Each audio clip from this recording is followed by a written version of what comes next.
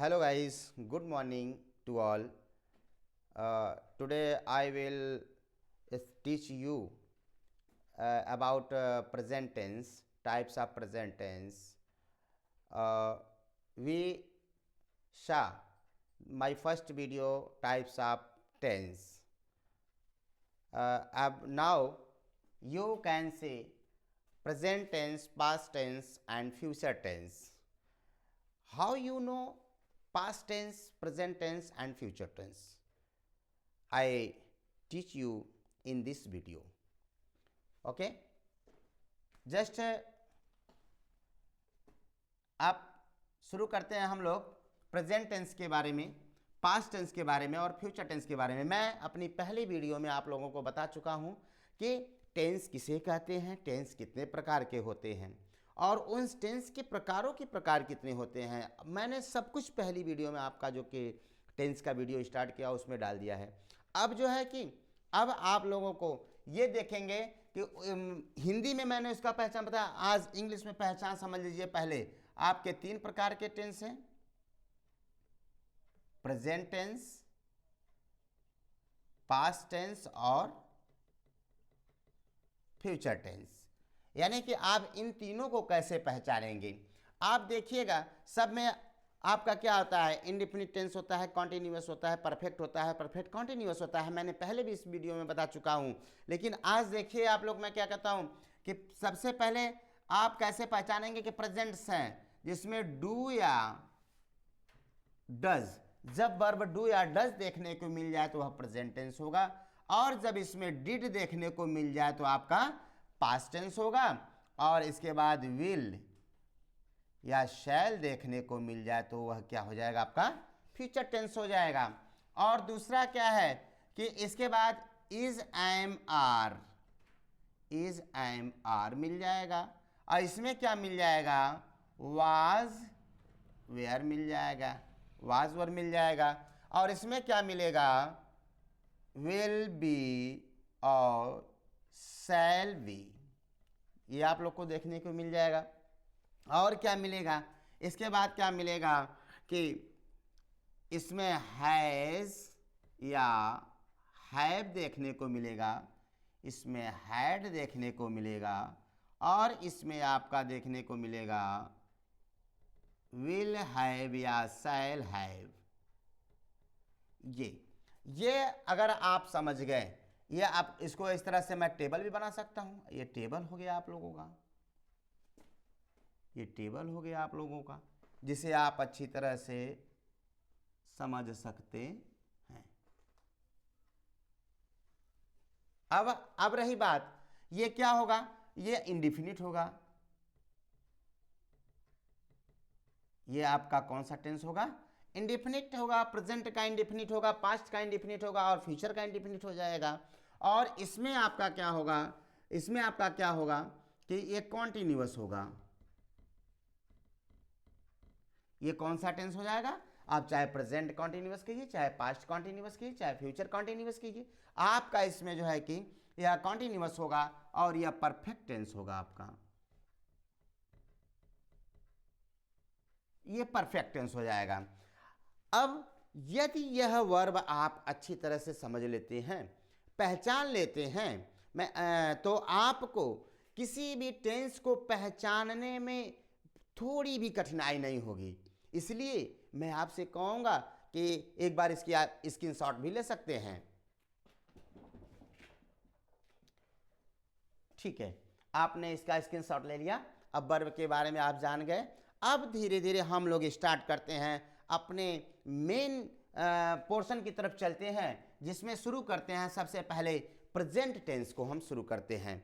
सबसे पहले present tense को शुरू करते हैं।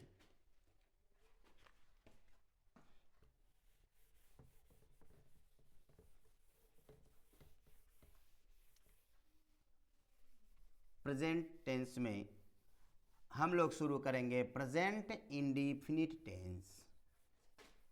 अब हम लोग देखेंगे प्रेजेंट इंडिफिनिट टेंस।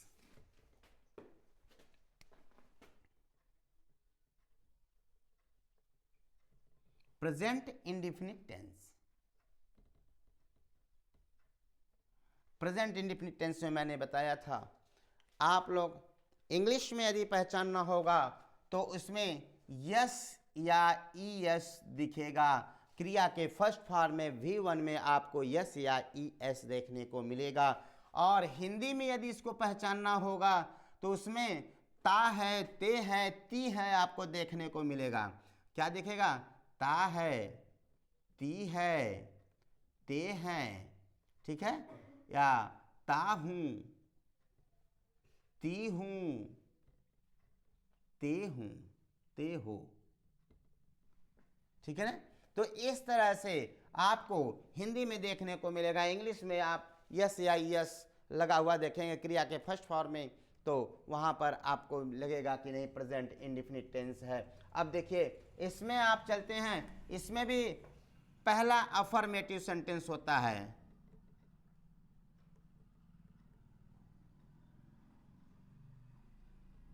पहला क्या होता है?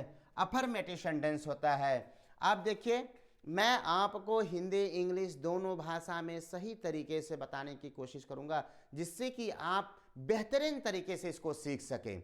तो इसलिए दोस्तों आप मन लगा करके इस वीडियो को देखिए और इसमें आपको बहुत कुछ सीखने को मिलेगा। देखिए अब इसका रूल क्या होता है, रूल इसका क्या होता है, कैसे आप इसको सॉल्व कर सकते हैं। आपका सब्जेक्ट होगा प्लस V1 होगा, उसमें यस या ई एस होगा प्लस ऑब्जेक्ट होगा, ठीक है। आप अफर्मेटिव सेंटेंस में आप देखेंगे कि आपका V1 रहेगा और उसमें जो है कि V1 में यस या ई एस जो है कि लगा रहेगा, ठीक है। अब इसको देखते हैं जैसे, अच्छा एक चीज और होता है कि हम देखते हैं कि जब यस या ई एस का प्रयोग कहाँ होगा, उसके लिए आप समझ लीजिए जब वर्ब के अंत में, इंडिंग वर्ब में आपका अगर सी एच आ जाए,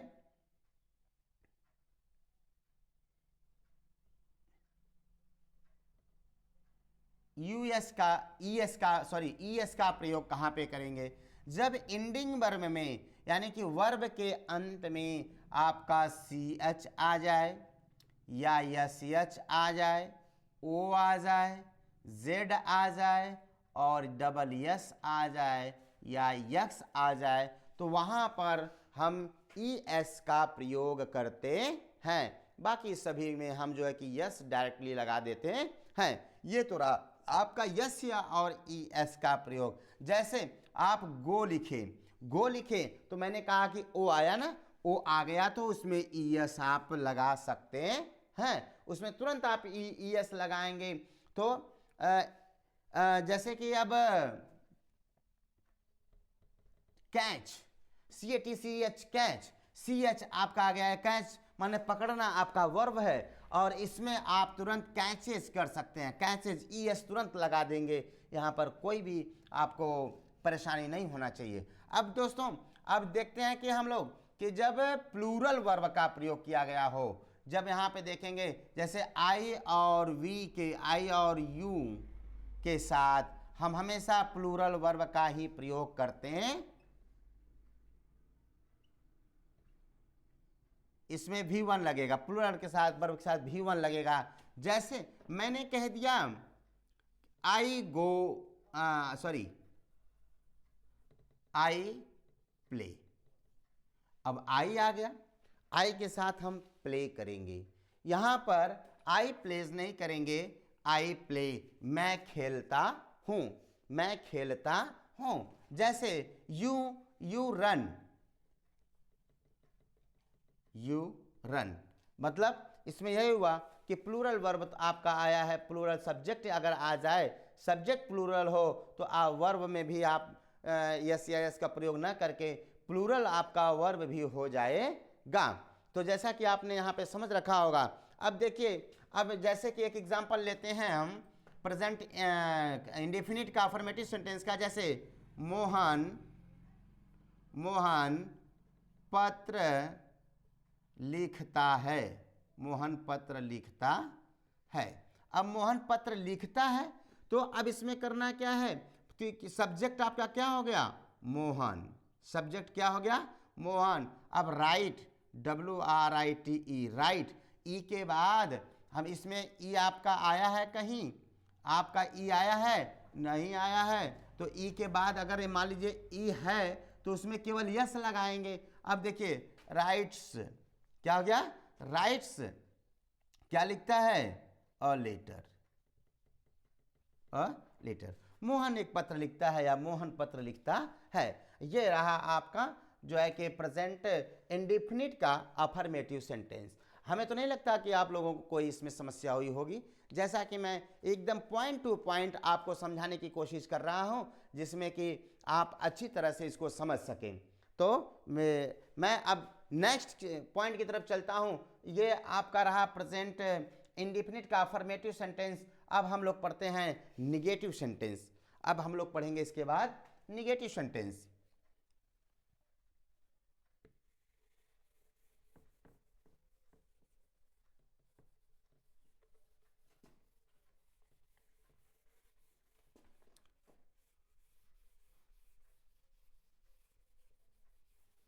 अब देखिए, हाँ, ऑफलाइन क्लास भी मैं जब लेता हूँ तो उस समय बहुत बचत करता हूँ। आप लोग सोचते होंगे सर मिटाए नहीं, आप लोग मिटाइए, हम क्यों मिटाएं। तो इसलिए ऑफलाइन में भी मैं ऐसे ही करता हूँ। और ये मत कहिएगा कि नहीं आप सेविंग कर रहे हैं, सेविंग इसी तरह थोड़ा थोड़ा सा तो होगा। अब देखिए हम लोग अब पढ़ते हैं निगेटिव सेंटेंस। आप लोग हमारे बचत की तरफ मत जाइए, आप लोग केवल ये देखिए कि नहीं कि कैसे कैसे काम सर जी कर रहे हैं। तो आप देखिए निगेटिव सेंटेंस में क्या होता है, आप केवल किस यही एक ऐसा टेंस होगा जिसमें डू या डज लगेगा, बाकी आपको कहीं डू डज देखने को नहीं मिलेगा। तो देखिए इसका रूल क्या होता है, सब्जेक्ट निगेटिव मतलब होता है नकारात्मक। आप लोग अच्छी तरह से जान रहे होंगे नकारात्मक वाक्य, इसमें क्या होता है, नहीं शब्द आता है। क्या आता है, नहीं शब्द आता है। इसकी यही पहचान है, इसमें नहीं शब्द आता है। इसका रूल क्या होगा, आपको रूल क्या कहते हैं कि सब्जेक्ट प्लस रहेगा, इसके बाद डू या डज रहेगा, प्लस नॉट रहेगा, प्लस V1 रहेगा, प्लस ऑब्जेक्ट रहेगा। अब इसमें आपका क्या है, सब्जेक्ट है और इसके बाद डू या डज है, इसके बाद आपका जो है कि V1 है, और इसके बाद जो है सॉरी नॉट है, इसके बाद V1 है, इसके बाद जो है कि ऑब्जेक्ट है। अब देखिए डू या डज, डू या डज अक्सर लोग कहते हैं कहाँ पर डू का प्रयोग होगा, कहाँ पर डज का प्रयोग होगा। एकदम इजी है, सिंपल है एकदम, आप अच्छी तरह समझ सकते हैं कि जब हमारा सब्जेक्ट क्या हो, ही शी इट और कोई नेम आ जाए उस समय हम डज का प्रयोग करते हैं। और जब आई वी यू दे आ जाए तो वहां पर हम डू का प्रयोग करते हैं। तो इस तरह से हम ये देखेंगे कि किस प्रकार से हम कहां पर इसका यूज करते हैं। अब देखो जैसे मैंने क्या कहा कि रामपत्र लिखता है ना, अब लिखेगा कि रामपत्र नहीं लिखता है। क्या लिखेंगे हम लोग, राम। अब किसी का नाम आ गया ना, जैसे कि पहले मैं हिंदी लिख देता हूं, राम पत्र नहीं लिखता है, राम पत्र नहीं लिखता है। तो सब्जेक्ट हमारा क्या हो गया, राम। सब्जेक्ट कौन हो गया, राम। राम किसी का नाम है, नाम के साथ क्या लगेगा, डज।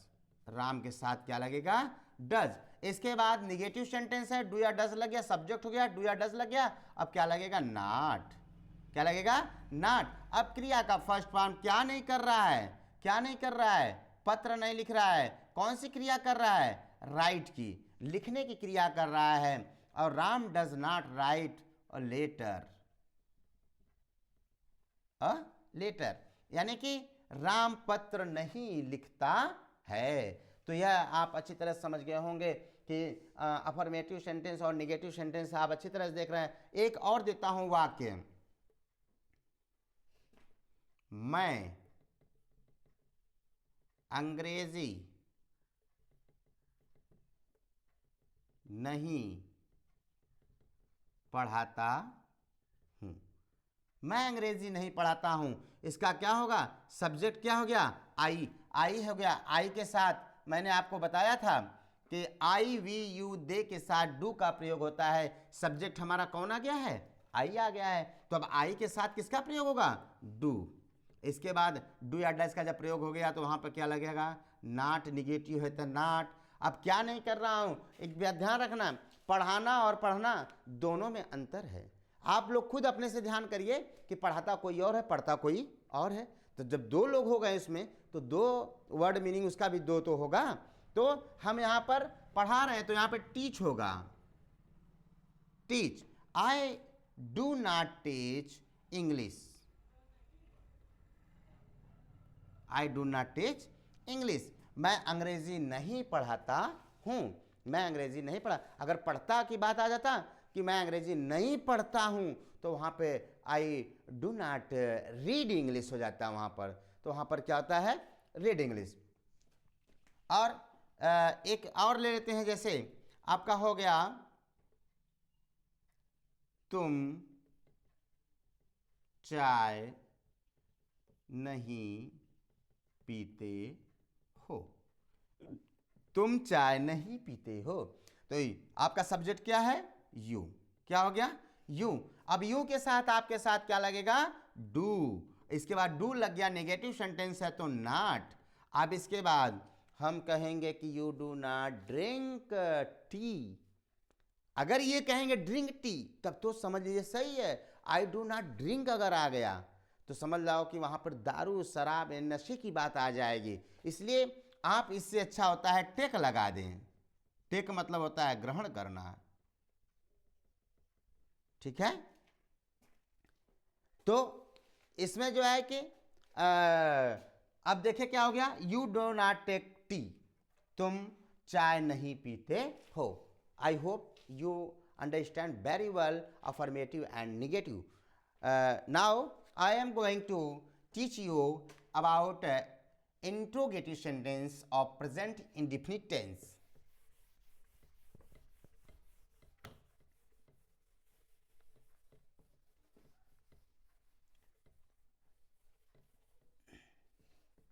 अब देखिए, अब आपका इसमें तीसरा पॉइंट आ गया, interrogative sentence.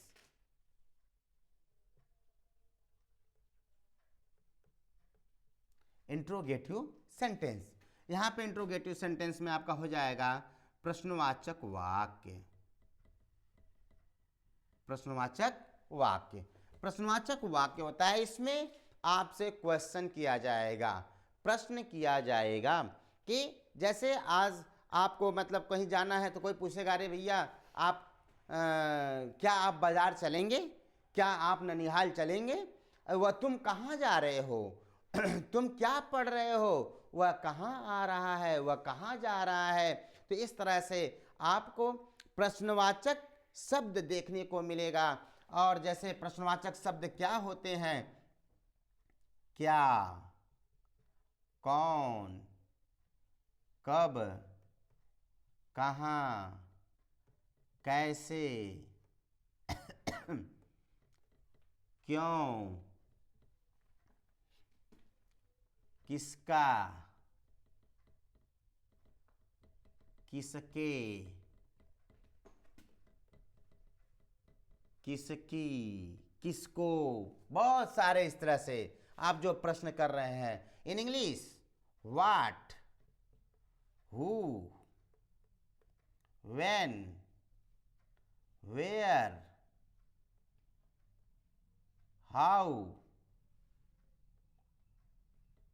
Y, which, ETC, बहुत सारे आपको देखने को मिलेंगे। अब देखिए इसमें आपका क्या होता है कि इस प्रकार के वाक्य में आपको इंट्रोगेटिव वर्ड्स को जान गए, आप जो है कि क्वेश्चन वर्ड्स को जान गए कि क्वेश्चन वर्ड क्या होता है। अब हम देखेंगे इधर कि इसमें भी टू टाइप्स के इंट्रोगेटिव सेंटेंस होते हैं।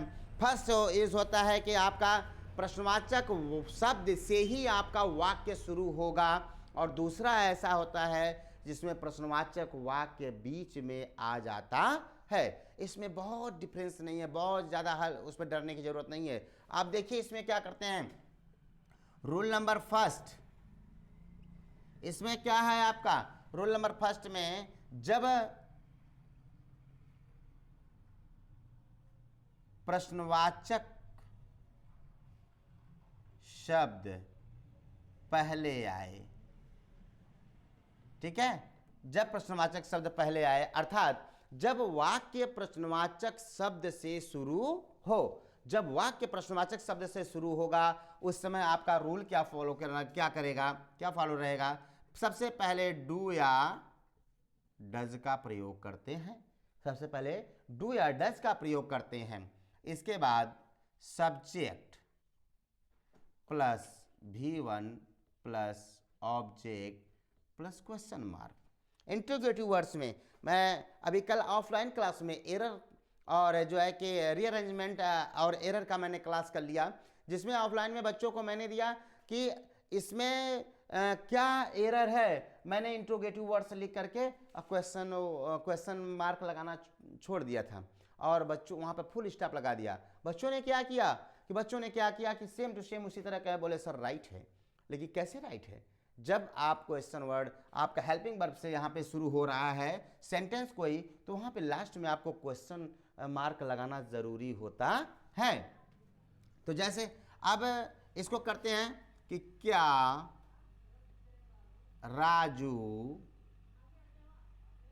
आम खाता है, क्या राजू आम खाता है। अब इस तरह से हम देखें क्या राजू आम खाता है, तो खाता है तो पहले क्या सब्जेक्ट के अनुसार डू या डज, मैंने बताया था, पहले बता चुका हूं कि सब्जेक्ट के बाद ही डू या डज लगेगा आपका। तो सब्जेक्ट का क्या है आपका, राजू है। राजू क्या है, कोई नाम है, कोई नाम है। जब कोई नाम है तो नाम के साथ क्या लगता है, डज। तो यहाँ प्रश्नवाचक वाक्य है, इसलिए हम सबसे पहले डज लगाएंगे, डज। सब्जेक्ट हमारा राजू, क्योंकि डू या डज का प्रयोग हम सब्जेक्ट के अनुसार ही करेंगे। Does Raju eat mango, does Raju eat mango, क्या राजू आम खाता है। और सेकंड जो है वाक्य, जैसे अगर बोला जाए कि क्या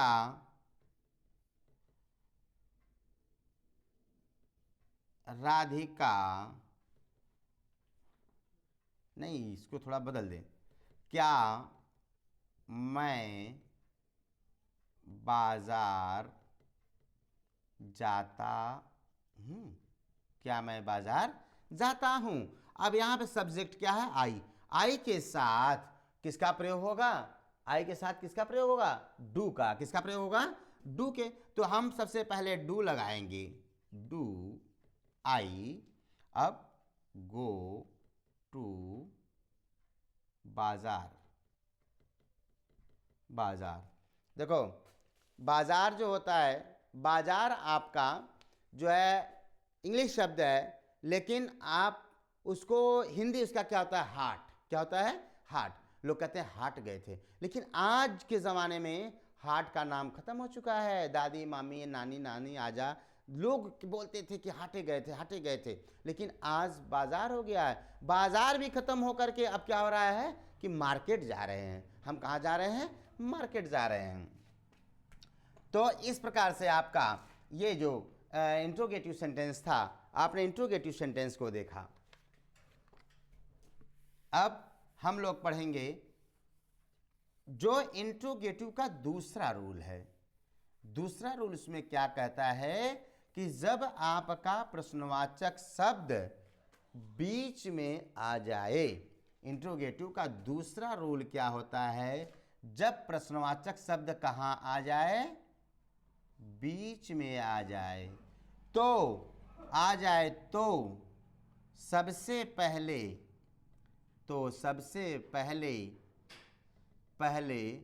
प्रश्नवाचक शब्द, जो प्रश्नवाचक शब्द होता है उसकी अंग्रेजी को लिखते हैं। प्रश्नवाचक शब्द की अंग्रेजी को लिखते हैं, प्रश्नवाचक शब्द की अंग्रेजी को लिखते हैं। अब इसमें जो है आप लोगों को, तो हम क्या करेंगे अब कि उसके दूसरे रूल को देखते हैं। दूसरा रूल इसमें क्या लगता है, इसमें कुछ करना नहीं है, सिर्फ इसका जो फर्स्ट रूल है उसी के अनुसार हम इसको लिखते हैं। तो दूसरे रूल में क्या लिखेंगे, सबसे पहले प्रश्नवाचक शब्द की अंग्रेजी को लिखते हैं। मतलब यही समझ लो कि पहला रूल यही से होगा, पहले हम प्रश्नवाचक शब्द की अंग्रेजी को लिखते हैं, उसके बाद क्या लिखेंगे, वही जो रूल था, डू या does plus subject plus V1 plus object, इसके बाद हम देते हैं क्वेश्चन मार्क। अब इसके बाद क्वेश्चन मार्क देते हैं। तो इसमें क्या होता है कि हम देखते हैं कि जब प्रश्नवाचक शब्द बीच में आ जाता है तो फिर से जो है कि जब ध्यान न देने पर लोग डू या डज से ही उसको शुरू कर देते हैं। तो आइए मैं इस कंफ्यूजन को दूर करता हूं। तुम विद्यालय क्यों जाते हो, तुम विद्यालय क्यों जाते हो। तो इसका एकदम क्या है कि सबसे पहले हम देखते हैं कि सबसे पहले प्रश्नवाचक शब्द कहाँ आया है, बीच में आया है। तो हम प्रश्नवाचक शब्द की सबसे पहले अंग्रेजी को लिखेंगे, वाई, क्या इसकी है, वाई। अब अकॉर्डिंग टू सब्जेक्ट हम डू या डज का यूज करेंगे। अकॉर्डिंग टू सब्जेक्ट हम जो है कि डू या डज का यूज करेंगे। सब्जेक्ट हमारा क्या है, तुम है, तुम का मतलब यू, यू के साथ किसका प्रयोग किया जाता है, यू के साथ डू का प्रयोग किया जाता है। वाई डू यू, अब same to same, go to school, प्रश्नवाचक शब्द। अब जैसे कि एक और एग्जांपल लेते हैं, मोहन घर कब आता है, मोहन घर कब आता है। अब इसमें क्या करेंगे, मोहन घर कब आता है, इसमें भी देखेंगे प्रश्नवाचक शब्द आपका कहां पर आ गया है, बीच में आ गया है। सबसे पहले इसकी अंग्रेजी को लिखेंगे व्हेन, व्हेन। इसके बाद सब्जेक्ट के अनुसार डू या डज का प्रयोग करेंगे। जब किसी का नाम आता है तो वहां पर हम किसका प्रयोग करते हैं, डज का प्रयोग करते हैं। When does Mohan